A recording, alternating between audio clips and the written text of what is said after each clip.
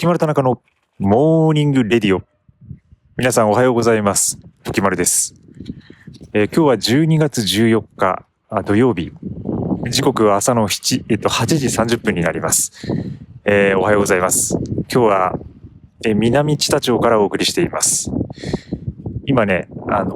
YouTube と同時収録してるんですけども、寒いですね。海岸にいます。はい、船がありますね。で、ちょうど港の部分で、半島の一番南の方になるんですけど、で、いろいろお魚工場が見えていたり、あとはマルハというね、なんか食堂みたいなところがあったりします。見えてます。はい、ということで、今日は雑談になるんですけど、南知多に来てます。で、何しに来たかというと、この間旅の動画上げたと思うんですけど、あの時は全く何も予定が決まってなかったんですが、今日は、目的があって、で、それはビワのお世話ですね。ビワをね、育ててまして、なぜか南知多で農業をすることになりまして、私の学生の頃の人類学の師匠、先生のつながりで、農業をすることになって、ビワ畑にですね、ビワの木を、一つ所有して、これは私が所有しているわけではないんですけど、で、そこでビワを育てています。で、年に3回ぐらい、ビワは作業する必要があって、で、それが秋の剪定、そして春の袋掛け、そして梅雨前の収穫っていう風な感じで、だいたい年に3回ぐらいですね、この町を訪れています。で、毎回そういうふうに農業をやってるわけですけど、毎回集まるメンバーっていうのが本当にいろいろ変わってて、で、長野県の大滝村の方から一緒にプロジェクトやってるメンバーが集まったりとか、で、この間は海外から来た日本に留学みたいな感じで、日本に短期滞在しているような海外のメンバーが集まって一緒に農業をやったりとか、そんな感じでね、年に3回くらいはね、ここに来ています。で、もう去年ぐらいかな、2年半ぐらい前からスタートしてるんで、結構なるんですよね。で、なんか不思議とやっぱりそういう風に通っていると、親近感みたいなものが湧いてきたりとか、あとその港町っていうのは僕の出身が長崎の本当に港町なので、結構ねこの辺の町の雰囲気の作りとかがやっぱ近いんですよね。この辺の港の作りとか、船が止まってる感じとかがかなりうちのね地元に近くてね、なんかそういう感じで親近感が湧いてるところもありますね。で、そのビワの世話のために、農業のために集まってくる人たちとも年にね3回ぐらい再会するわけですけど、なんかもう世代はバラバラで、だからちょっと親戚みたいな雰囲気が自分の中で出てきてて、その仲間たちにね、だから結構不思議な感覚だなと思います。で、やっぱりその多拠点生活っていうか、自分自身のその家を2つとか3つ持って多拠点生活するっていう方法ではなくて、そのプロジェクトベースの多拠点生活っていうのが、なんか最近面白いなと思っていますね。で、僕のチャンネル長く見てくださってる方はわかると思うんですけど、一時期千葉にですね、千葉と2拠点生活してたことがあって、千葉と東京、それは自分で家を借りて行き来してたんですけど、その時は結局コロナ禍っていうところもあって、なんかセカンドハウス的なね、自分のその作業を集中させるために、もう一つ拠点を持つみたいな考え方だったんですけど、それがですね、それをもう結局やめちゃって、結局それってコストがかかっちゃうんですよね。家を2つ持つことになるので、例えば自分のその家事とか掃除とか、なんかそこにかける時間が単純に2倍になってしまう。で、もちろん家賃もかかってくるので、住居費も2倍になるっていう感じになって、全然ミニマルじゃないなと思って、でもちろんその千葉暮らしもね、楽しかったんですよ。結構田舎だったから、東京と違ったところで、雰囲気でいろんな仕事がそこで進んだことがあったんですけど、それとは別で、その仲間たちみたいなもの、なんかプロジェクトベースで集まる。それがまあ農業っていう感じで今回は南知多に来てるわけですけど。で、また別のね、プロジェクトが立ち上がって、今度は長野とか、そういうところで、またそこにこう通うような活動を今後もやっていく予定ではあります。はい。ちょっとそんな感じで今来てるわけです。で、昨日も結構いろんな、みんなで料理をしたりして、ご飯食べたりとか、語り合ったりとか。なんかね、ほんとこう親戚の集まりみたいなんですよね。で、会うたびになんかこう、そのメンバーの人となりとかがどんどんこう分かってくるので、なんかそういうのって面白いなと思って。で、撮影の仕事とかやってると、よくその、同じスタジオとか、同じ案件とかでずっとね、長く撮影するメンバーみたいな方いますけど、やっぱりそういうこう、一緒のこう、衣食住を共にするっていうかな、なんかそういう感じの、プロジェクトっていうのは、またこう一段ね、なんか深い感じになるなと思ってます。で、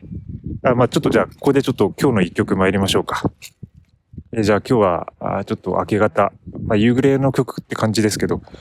オエイシスで、シャンペンスーパーノーバお送りします。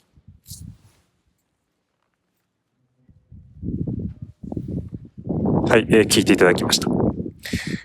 はい、そんな感じで、で、今日ね、これからその琵琶のね、世話をするので、昨日ここに到着して、実はもう何もまだやってないっていう感じなんですよ。ただご飯とかみんなで作って食べて、で、温泉に入って、温泉がね、近くにあるんですけど、そこが結構ね、良くて、こう、海がバーンって見えて、お湯がね、塩っぽいんですよ。海水みたいな感じで、の温泉があるのでね、ぜひね、南知多に来る機会がある方は、温泉にも訪れてみてください。じゃあちょっとお便り届いてるので、お便りちょっと紹介します。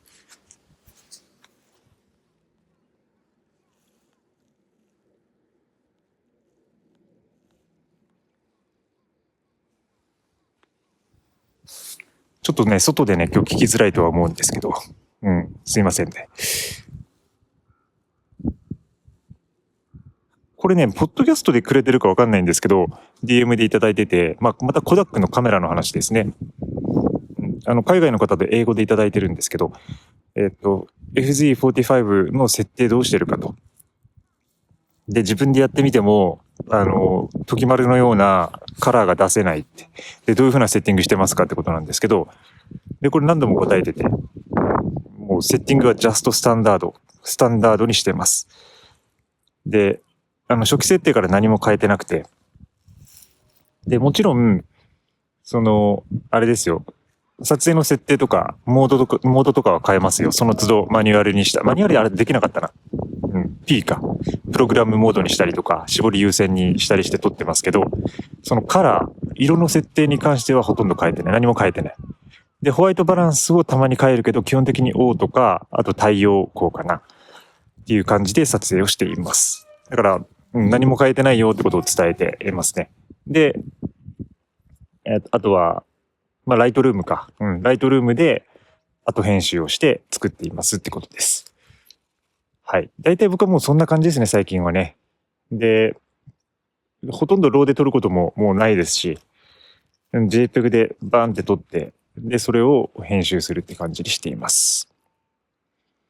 もちろんその仕事の時とか、なんかその細かな調整が、色調整とかが必要になる時は、ローで撮るんですけど、普段のスナップとか、記録用とか、の時はもうほとんど JPEG で撮影をしています。それ今のカメラでもそうですね。ソニーでもそうです。はい。はい。で、これちょっと結構ね、11月、結構時間経ってるんですけどね、答えられてなかったんですよね。それちょっとお答えします。時村さんはじめまして、ニュージーランドからいつも拝聴させていただいていますと。時村さんが普段聞かれているおすすめの海外ミニマリストの方のポッドキャストを教えていただけますか？返信いただけるととても嬉しいです。今後の配信も楽しみにしています。ありがとうございます。はい。聞いてるポッドキャストは、なんかね、僕ミニマリストの人たちのポッドキャストはあんまり聞いてないんですよ。うん。で、ミニマリストで聞いてるのはやっぱりあれですね。ジョシュア・フィールズ・ミルバーンとライアン・ニゴデマスがやってる The Minimalist Podcast っていう、そういうチャンネル。これは結構ジョシュアとライアンがいろんなゲストを呼んだりしてミニマリズムに関して話すっていう感じの。でもなんか最近あんま聞いてないかな、このミニマリズム系のは。まあちょっと自分の中で飽きが来てるというか、なんか最初の頃は聞いてたんですけどね、よくね。で、あと他によく聞いてるのはあれですね。エンマ・チェンバリンの、まあこれ YouTuber でもあるんですけど、Anything Goes with Emma っていう、エマ・チェンバリン。これはもう、エマがもういろんなとこから、まあ対談やったりもするんですけど、基本的には自分の家のベッドの上からダラダラと放送するような、雑談番組で、そういうのを聞いてます。それが結構好きですね。あとは、ヨガ系で、キーンヨガポッドキャストっていうね、これもアダム・キーンさんって方が、ヨギでいるんですけど、で、この人はいろんな、他のヨギたちを招いたりして、対談形式で話したりとかして、ほとんど対談ですね、このチャンネルは。だからそこに出てくる、なんか僕が好きなヨギとかが出てる時にそういう話を聞いたりしています。はい。あとはね、日本の方でもね、アシュタンガヨガをやってるね、実践者の方々のチャンネルを聞いていたりとか、であとは、ジョー・ローガンですね。ジョー・ローガン・エクスペリエンスっていう、まあ一番これも、全世界で多分有名なポッドキャストチャンネルだと思うんですけど、コメディアンなのかな、もともと格闘家だったのかなっていうね、ジョー・ローガンっていう人が、まあこれも対談だったり自分でダラダラ話す。かなり、面白いっていうか、なんかアメリカっぽい感じのチャンネルですね。で、やっぱ結構話早いんで、なかなか聞き取れない部分はあるんですけど、まあちょっと英語の練習だと思って、聞いたりしています。はい。そんな感じですね。なんか、いいですよね。アシュタンガヨガやってる方々のね、チャンネルが僕は好きで。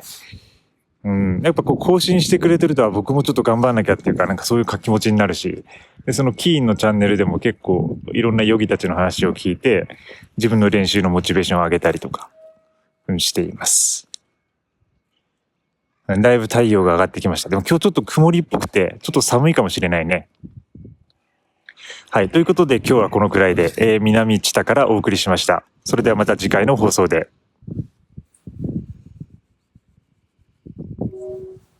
逆光だね。逆光すぎるな。この YouTube は。バイバイ。